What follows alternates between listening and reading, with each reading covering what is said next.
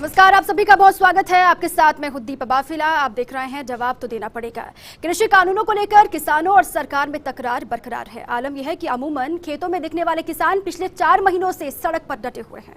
मांग एक ही है कि केंद्र सरकार कृषि कानून वापस ले, लेकिन सरकार ने भी साफ कर दिया है कि मुद्दों पर चर्चा की जा सकती है, कुछ बिंदुओं पर संशोधन भी किया जा सकता है, लेकिन कानून वापस लेने का कोई सवाल नहीं उठता। किसान सरकार पर और सरकार किसानों पर हठधर्मी होने का आरोप लगा रहे हैं। वह इस बीच एक एक दिन बीतते हुए किसान आंदोलन को 4 महीने पूरे हो गए हैं। 4 महीने पूरे होने के मौके पर किसान संयुक्त मोर्चा की ओर से भारत बंद का आह्वान किया गया। तो किसानों के भारत बंद का कितना हुआ असर, बहस आज इसी मुद्दे पर करेंगे।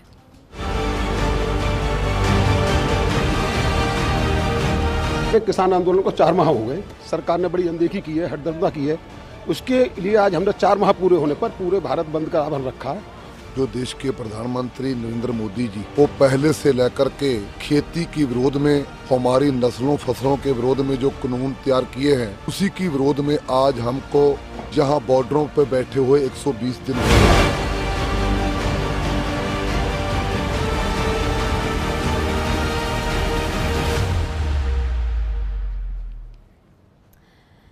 सड़क पर संघर्ष में महीने बीते 4, कब तक जारी रहेगी कानून पर रार? किसानों के बंद को मिला कितना आधार? हलधर को कब हल देगी सरकार? और सबसे बड़ा सवाल यह है कि अन्नदाता के भारत बंद को कितना समर्थन मिला? आज बात इसी मुद्दे पर हम करने वाले हैं। इस मुद्दे पर बात करने के लिए हमारे साथ खास मेहमान हैं, उनसे आपका तारुफ करवाएं। कांग्रेस नेता आर तिवारी जी हैं, सर आपका बहुत स्वागत है। बीजेपी नेता पंकज जोशी जी हमारे साथ जुड़े हुए हैं।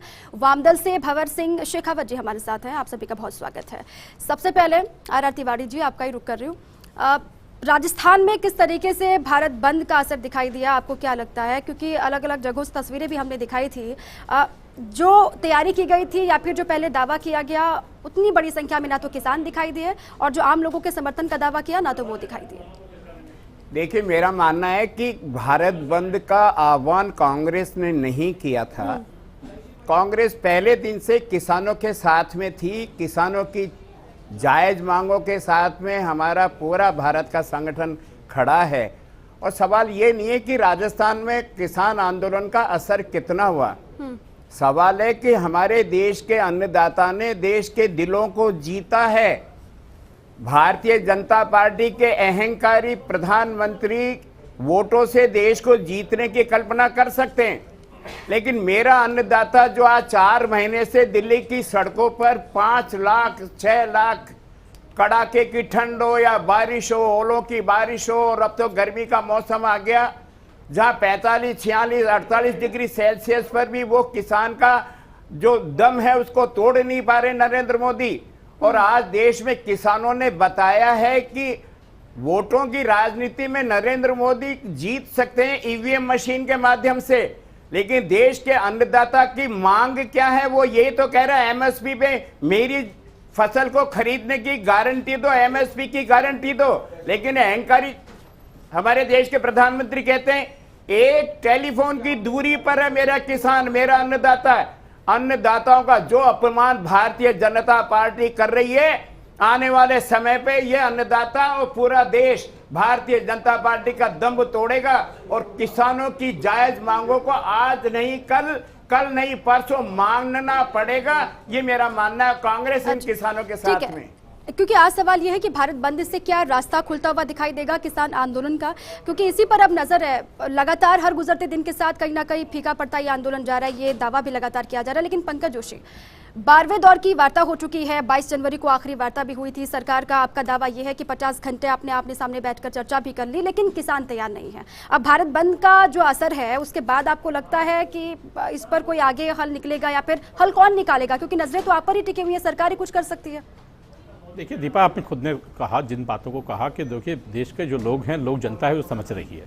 पहली बात, राजस्थान के अंदर आज भी देखिए आप, पिछले यदि आप 10 दिन से यदि मंडियों की चीज़ देखेंगे तो मंडियों में लगातार खरीद जो हो रही है, जिस तरह से आंकड़े आ रहे हैं, तो किसान पर पहुंच रहा है, किसान अपनी फसल को बेच रहा है।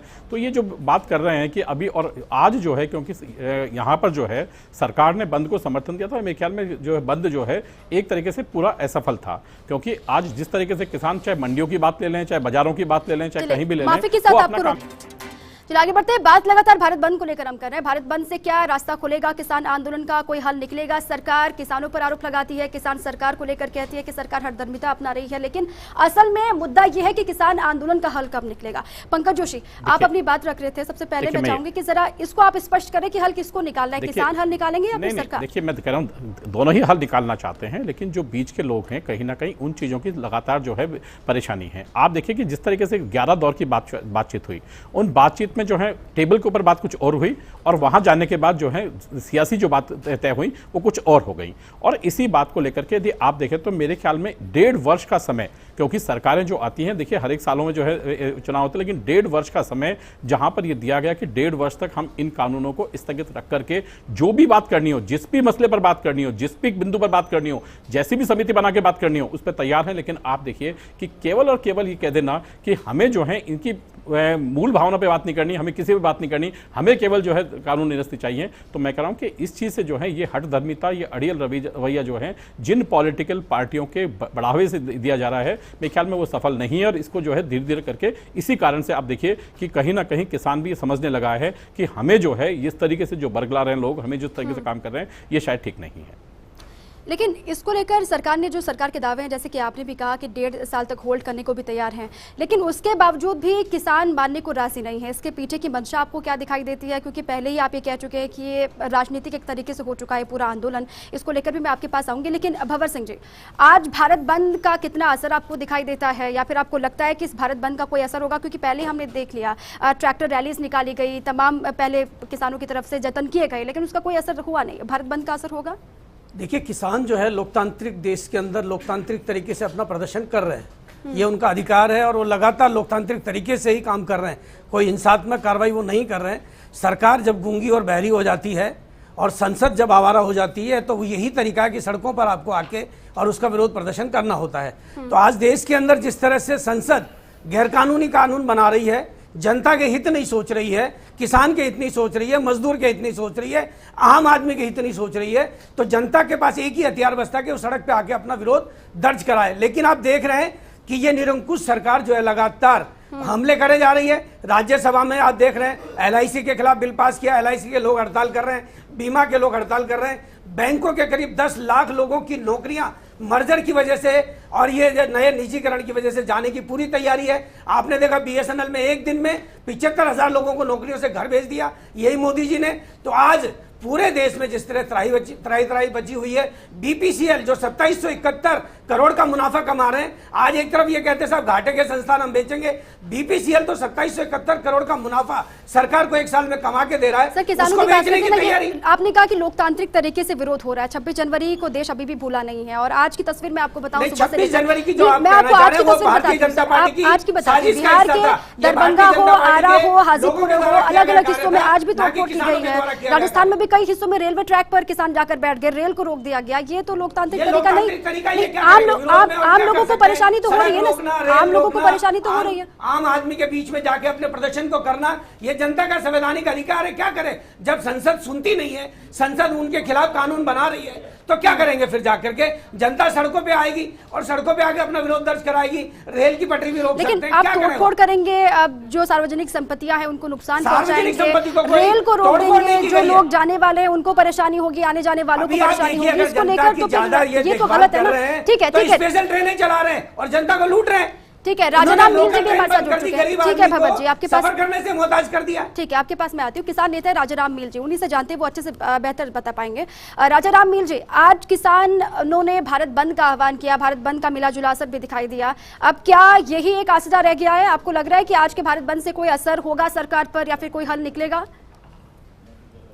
गीता जी, मैं ये कहना चाहता हूँ कि आज का जो भारत बंद है, इसका मैसेज हम सोचते हैं कि सरकार जो नींद में सो रही है, ये थोड़ी वापसी हो रही है, तो इनको सुनाई देवे, ये सिर्फ चुनाव में मस्त है, चुनाव में लगे हुए हैं। तो हमारे लोगों की यही सोच है कि ये सरकार जागने वाले नहीं है, समझने वाले नहीं है। पर ऐसे जैसे बने, कैसे बने, क्या बने, ट्रेन भी रोकी हमने, रोड भी रोकी, सब कुछ किया। आज 6 मोर्चों के ऊपर 4 महीने से किसान बैठा है, 300 से ऊपर हमारे शहीद हो चुके हैं, और उसके बाद भी इन लोगों की टच समझ नहीं हो रहा है, इनकी नींद नहीं खुल रही है, तो हमारे पास चारा क्या है? हम जानते हैं आज भारत बंद के अंदर हर आदमी को परेशानी है, हर आदमी को तकलीफ है। हम नहीं है क्या उसके अंदर? ये हमारे परिवार नहीं है क्या? ये देश भी तो हमारा है, ये परिवार हमारा है, चाहे मजदूर है, चाहे किसान है, चाहे मध्यम वर्ग का व्यापारी है। ये आरएसएस और इनकी बीजेपी विंग जो है, ये और इनके यार जो अडानी अंबानी जैसे मिलाकर के ये तो कितने होंगे? ये तो लेकिन राजाराम जी आप पर भी अब किसानों पर ही सवाल खड़े हो रहे हैं सर। अब तो ये कहा जा रहा है कि किसानों को ही किसानों का साथ नहीं मिल रहा। कई जगहों पर जहां पर भारत बंद के लिए आपने व्यापक तैयारियां की थी, वहां पर चंद लोग दिखाई देते हैं, किसान ही नहीं पहुंचते हैं आपके भारत बंद में। तो फिर कैसे ये उम्मीद आप करते हैं कि किसान एकजुट हैं और सभी ये चाहते हैं कि केंद्र की सरकार इस पर कोई फैसला सुनाए या फिर कुछ एक्शन ले? ऐसा है साहब, किसान बिल्कुल एकजुट है, कोई किसानों में फंटावा नहीं है, कुछ भी नहीं है। ये आपकी जोर लगा रहे हैं, इन्होंने गोटियां लगा रखी है। हमारे संयुक्त किसान मोर्चा का अगुवा युद्धवीर सिंह जी, महासचिव किसान यूनियन का, भारतीय किसान यूनियन के महासचिव गुजरात गए थे, प्रेस के बीच में से पुलिस वाले उठा उसको जबरदस्ती उठा करके ले गए, गिरफ्तार किया।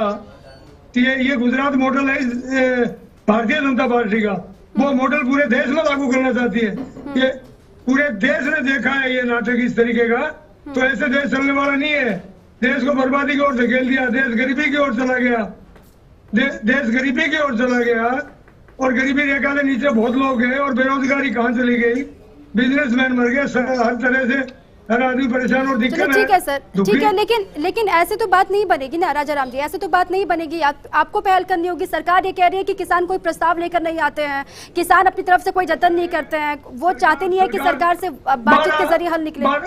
12 बारी प्रस्ताव लेकर के गए थे, तो उनके पास कोई बात नहीं है, टच समझ नहीं। 2 महीने हो गए, कोई सरकार ने बात तक नहीं करी। चुनाव में मशगूल है, पूरे 5 स्टेटों का चुनाव है, इनको 2 महीने का रिजल्ट आएगा तो मालूम पड़ जाएगा कि क्या है किसान और किसानों का असर क्या है। आज किसान परेशान है, रोडों पे बैठे हैं, हमें कोई कुछ मिल रहा है कि रोडों पे पड़े रहने से? हम यहाँ ठीक है, सर्दी का तंबू लगाए, 4 महीने से ज्यादा का वक्त हो गया, किसान परेशान है। असल में सिर्फ जो किसान खेतों में काम करता है वो यहाँ पर मौजूद है, या फिर किसानों के नाम पर जो अपनी रोटी सेकते हैं वो अलग अलग बॉर्डर्स पर दिखाई दे रहे हैं? इसको लेकर भी कई सवाल है। आपके पास मैं लौटूंगी राजाराम जी, लेकिन आर तिवारी एक बार फिर से आपका रुख कर रही हूँ। अब साफ तौर से आरोप किसान आंदोलन पर भी खड़े हो गए। पहले जिसको गैर राजनीतिक करार दिया जा रहा था, अब साफ तौर से कहा जा रहा है कि वो पूर्णतया राजनीतिक हो चुका है। उस पर कहीं ना कहीं वोट की चोट है, बाकी कुछ नहीं है किसान आंदोलन। दीपा, ये भारतीय जनता पार्टी वाले कितना ही बरगला ले, गांधी का सत्याग्रह का मार्ग जो देश के अन्नदाता ने अपनाया है, उसके लिए मैं लाखों नहीं करोड़ों किसानों को मैं बधाई देना चाहता हूं। ये भारतीय जनता पार्टी वालों ने इन अन्नदाताओं को पाकिस्तानी, आतंकवादी, खालिस्तानी, पता नहीं क्या क्या नक्सलवादी, तो 26 जनवरी को जो हुआ उसके बाद किसानों को क्या कहना चाहिए? 26 जनवरी में जो हुआ, कि किसान ही नहीं है, और किसान के भेष में ये नकली किसान बैठा हुआ है। 4 महीनों से अपने छोटे छोटे बच्चों को उस जमीन को छोड़ करके बैठा है जो उनका पेट भरती है, और उन्हीं का नहीं, हमारे देश के 130 करोड़ लोगों का पेट भरने वाला किसान आज यही तो गारंटी मांगना चाहता है देश के प्रधानमंत्री जी से कि आप एमएसपी की गारंटी दे दो कि मेरी उपज का मूल्य इतना मिल जाएगा, और ये अडानी स्टॉक करेगा और अंबानी उसको बेचेगा, तो उनसे तो मुक्ति चाहता है किसान। लेकिन देश के प्रधानमंत्री को मैं कहना चाहता हूं दीपा जी, नहीं, सरकार तो ये कह चुकी है ना कि संशोधन होंगे, जितने भी पॉइंट्स पर आपको तकल्लुफ है सरकार वो करेगी, उस पर पॉइंट्स पर संशोधन किए जाएंगे। एक टेलीफोन करने का समय नहीं है। ये दुर्भाग्य, अहंकार है हमारे भारतीय जनता पार्टी की केंद्रीय सरकार का। और फिर कह रहा हूं, आंदोलन जितना लंबा चलता है सत्याग्रह से, वो आंदोलन उतना ही लोगों के दिलों में बैठता है, और एक दिन ये सत्याग्रह जीतेगा।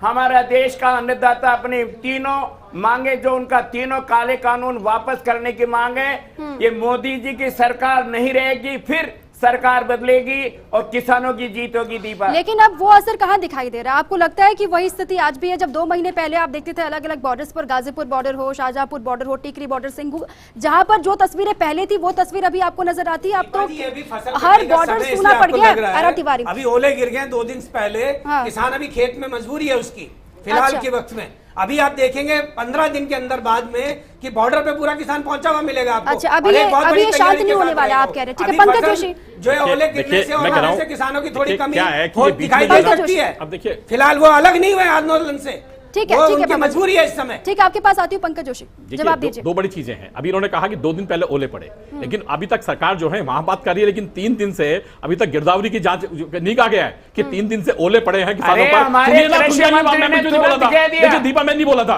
देखिए कहते ना, देखिए ये गलत तथ्यों के साथ बात कीजिए ना पंकज जोशी। ये सीएम ने तो आदेश दे दिए ना, सीएम ने तो आदेश दे दिए, फिर आप सही जानकारी रखिए सर, सही जानकारी रखिए। सीएम ने तो आदेश दे दिए। मैं ये कह रहा हूँ 3 दिन पहले आपने आदेश दिया, पटवारी है क्या वहां पर? पटवारी तो खुद जो है उस पर बैठा हुआ है। काम होगा ना सर, आप ये मत कहिए कि पटवारी तो जो है खुद जो है हड़ताल पर बैठा हुआ है। तो आप मुझे बताइए गिरदावरी कौन करेगा? क्या एमएलए करेगा या एमपी करेंगे? पहले बताइए। दूसरी बात मैं कह रहा हूं आपको कि जो बात की जा रही है लगातार, अभी उन्होंने कहा सत्याग्रह की बात करते हैं। 1975 में सत्याग्रह कहां के चला गया था? 1984 में दिल्ली का सत्याग्रह कहां चला गया था? 1989 में जम्मू कश्मीर का सत्याग्रह कहां चला गया था? अरे बिल्कुल पंकज जोशी, कोई हम निकालेंगे कि इतिहास गिनाते रहेंगे सर? पंकज जोशी, यही कह रहा हूं। पंकज जोशी, अरे आरा तिवारी रुकिए, आरा तिवारी सजा दी होगी ना। आरा तिवारी रुकिए, तो पंकज जोशी ये इतिहास गिनाते रहेंगे कि आप तो मैं यही कह रहा हूं। और आपने खुद ने देखा 26 जनवरी को जो स्थिति थी, 26 जनवरी को जो हुआ वो लोगों ने देखा। तो मैं यही कह रहा हूं कि आज भी सरकार जो है इन बातों के लिए तैयार है। आज भी कोई चीज यदि बात करने के लिए आज भी जो है सरकार तैयार है कि आप चीज लाइए और अपने मुद्दे पर लाइए। 1.5 वर्ष का समय मुझे बताइए, 1.5 वर्ष में जो है मुझे बताइए। यहाँ पर बैठकर इतिहास बताएंगे। नहीं, मैं इतिहास की बात नहीं कर रहा, इन्होंने सत्याग्रह की बात की। मैंने तब कहा आपको, देखिए ये लोग बात कर रहे हैं, कोई जा रहा है जो है देखिए मैं कह रहा हूँ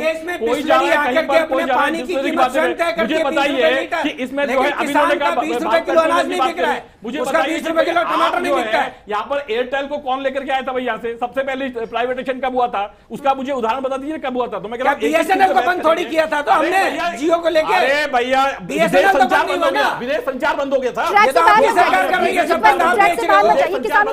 बेच रहे हो ना। अरे देखिए आप नहीं, आपको बता दो देश तो आप रहे हो ना, भारत सरकार क्या एमटीएनएल बंद हो चुके हैं आपके जो है सारी चीजें चल रहा है, बीएसएनएल भी चल रहा है। भैया जाके हालत देखिए एमटीएनएल कहाँ चल रहा है? अभी चल रहा है, अभी बंद नहीं हुआ है। इसलिए दूसरी बात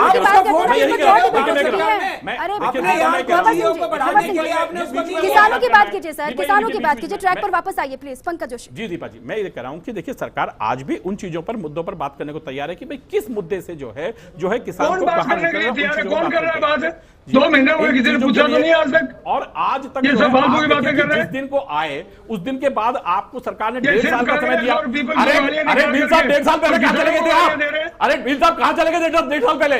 और आपके क्या आप कौन से किसान की बात कर रहे हैं? आप वाले किसान की बात कर रहे हैं क्या? जिन लोगों ने जो मैं फिर मैं नहीं कहना चाहता चैनल पे, आप उस चीज को मत कहलवाइए। मैं कह रहा हूं देखो बहुत सारी चीजें खुलेंगी। नहीं मैं कह रहा हूं आपको छोड़ दीजिए उसको, इसीलिए कह रहा हूं कि केवल जो है केवल बड़ी गाड़ियों में। अरे साहब मैं कह रहा हूं किसानों को पूछिए, उन किसानों को पूछिए, एमएसपी आपको देनी पड़ेगी। आप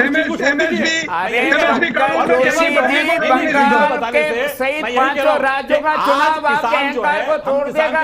इतना अहंकार मत करो। तैयार है राजा राम मील किसान प्रतिनिधि है, भैया हमारे देश के प्रतिनिधि है।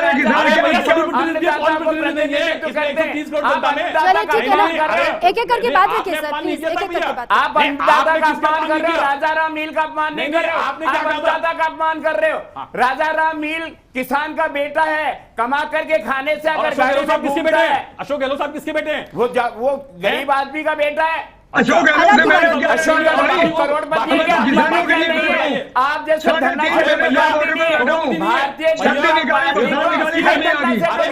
किसके बता तो दीजिए आप एक बार की। अच्छा ठीक है हो गया पंकज जोशी, आरा तिवारी दोनों ही रुके। राजा राम मील जी, सरकार ने लगातार पहल की, लगातार आपसे बातचीत भी की, अब आपके सहूलियत के लिए ही कहा कि 1.5 साल तक कानून को होल्ड भी हम कर देंगे, फिर भी आप मानने को तैयार नहीं है सर। आप इस जिद पर अड़े हुए हैं कि कानून वापस ले। अब ये तो पॉसिबल नहीं है ना सर, जो बिंदु होंगे उन पर संशोधन होगा। सरकार कह रही है बार-बार। ऐसा है दीपा जी की कानून 70 साल तक ये देश बगैर कानून के चला, तो आज कानून कौन सी आफत होगी इनकी? क्या है धक्के से कानून देंगे किसानों को? क्या जरूरत है इस कानून की? कानून हटा दे तो किसान मांग रहा है एमएसपी, वो कानून में देगा ना, जो करने वाला काम है वो करे लेकिन नहीं। राजाराम जी, आपकी जो आंदोलन की शुरुआत हुई थी वो एमएसपी पर हुई थी सर। अब आप लोग भी खुद भटक गए हैं। एमएसपी पर शुरुआत हुई थी, उस पर आप भटक गए। सरकार कह रही है कि एमएसपी जैसी थी वैसी रहेगी, फिर आपको आपत्ति क्या है? क्यों रहेगी जैसी वैसी? आज किसान एमएसपी मांग रहे हैं, बगैर एमएसपी के किसान जिंदा नहीं रह सकता, और किसान जिंदा होगा तो मजदूर जिंदा होगा और मध्यम वर्ग का व्यापारी जिंदा होगा। ये बीजेपी के दलाल है, इनको छोड़ करके जो 85% है इस देश के अंदर देश बर्बादी की ओर जा रहे हैं, और देश इस पोजीशन में आ गया, और इनका चुनाव के अलावा कोई बात नहीं है। ये चुनाव में क्या हमारे देश के मंत्री क्या कहाँ लगे हुए? सारे के सारे आज कहाँ बैठे हैं? पश्चिम बंगाल के अंदर पूरे देश के जो साधन है वो लगा दिए इन्होंने, पूरे वहां जाके बैठ के 2 महीने में किसानों से कोई बात नहीं कर किसानों के हित की बात करते हैं। पंकज जोशी, आप पर भी आरोप है, पश्चिम बंगाल का जिक्र किया राजाराम मीन ने। उस पर मैं एक जानकारी आपको दूं कि आप पश्चिम बंगाल में चुनाव भी हो रहे हैं, वहां पर भी आपको खामियाजा भुगतना पड़ेगा। वहां पर किसान सम्मान निधि का फायदा तक नहीं मिला किसानों को। आप कहते हैं कि किसानों के हित के लिए आप काम कर रहे हैं, ठीक है, क्योंकि वक्त की कमी है। वामदल से भंवर सिंह जी, एक बार फिर से मैं चाहूंगी कि आप इस पर कमेंट करें कि कैसे हल निकलेगा। आप साफ तौर से सरकार को कोसने से, बार बार ये कहने से सरकार कुछ कर नहीं रही है। सरकार ने तो साफ तौर से कह दिया कि बातचीत से हल निकलेगा, बातचीत तो कीजिए। जिस तरह से आज पूंजीपति को अपने सामान की कीमत तय करने का अधिकार है, एक देश में कमेटी बनाई जाए, उसकी सिफारिश आ चुकी है, वो सिफारिशों को एमएसपी के रूप में लागू किया जाए। आज पानी 20 रुपए लीटर है लिखा हुआ, तो 19 में नहीं बिकता है ना, तो किसान का सामान जो 1900 रुपए में तय है वो 1100 में क्यों बिकता है? उस पर सजा का प्रावधान कर दो ना, अपने आप सारी समस्या का समाधान होगा कि 1900 से कम अगर कोई भी खरीदेगा बाजरा तो उसको सजा होगी 1 साल की, अपना समस्या का समाधान हो जाएगा। तो आज ये आरोप तो शुरुआत से चल रहा है और ये आरोप प्रत्यारोपों के बीच में 4 महीने गुजर गए हैं, लेकिन अभी तक कोई हल नहीं निकला। ठीक है, बहुत शुक्रिया आप सभी का चर्चा में शामिल होने के लिए, बातचीत के लिए भी, अपनी बात रखने के लिए, क्योंकि लगातार 4 महीनों से बहस हो रही है, आरोप प्रत्यारोप का दौर भी चल रहा है, लेकिन कोई बीच का रास्ता नहीं निकल रहा। वो रास्ता कैसे निकलेगा? भारत बंद के बाद कोई हल निकलता हुआ दिखाई दे रहा है, इस पर भी लगातार नजर रहेगी, क्योंकि आज भारत बंद का असर मिला जुला ही दिखाई दिया। बड़ी संख्या में जो तैयारी की गई थी उसका असर उतना हुआ नहीं।